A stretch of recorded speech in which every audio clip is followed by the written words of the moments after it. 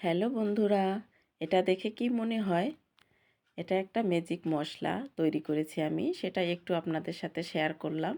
এখানে আমি পেঁয়াজ, রসুন, তেজপাতা, শুকনো মরিচ, জিরা নিয়েছি। এটাকে ভালো করে ভাজি করে আমি একটা মশলা তৈরি করে নেব। আর এটা দিয়ে যে কোনো মাছ ভুনা, মুরগির মাংস রান্না করলে খেতে অসাধারণ হয়। তেল গরম করে নিয়েছি, এর মধ্যে রসুন, পেঁয়াজ দিয়ে একটু ভালো করে অল্প আঁচে ভাজি করে নেব অনেক সময় ধরে।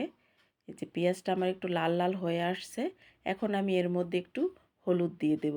হলুদ দিলে কালারটা সুন্দর হয়, এই জন্য আমি হলুদটা দিয়ে দিলাম। আর এটাকে এখন একটু ভাজি করে নেব, দেখেন হয়ে আসছে। এই পর্যায়ে আমি এখানে দিয়ে দেব তেজপাতা আর শুকনো মরিচ।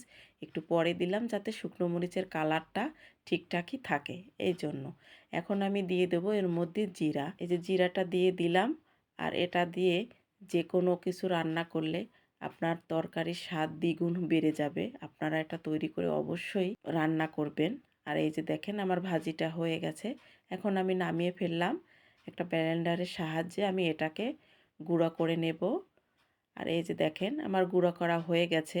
আর আমি এখানে একটা মুরগি রান্না করতেছি, এই মুরগির মধ্যে একটু দিয়ে দেখাবো। খুবই অল্প পরিমাণে দিলে এর কালারটা সুন্দর হয় আর খেতেও অসাধারণ লাগে।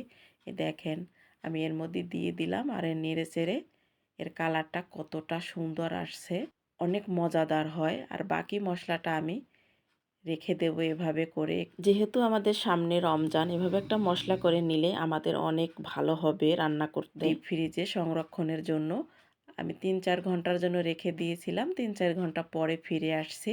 আর এভাবে করে এখান থেকে তুলে আমি একটা বক্সে করে রাখবো। আর আমার ভিডিওটা কেমন লাগছে অবশ্যই কমেন্ট করে জানাবেন। আমার পাশে থাকবেন, আমাকে সাবস্ক্রাইব করবেন। আর যখন যেটা দরকার হবে এক টুকরা বের করে টুক করে রান্না করে নেব। এই তো, এখানেই শেষ করলাম।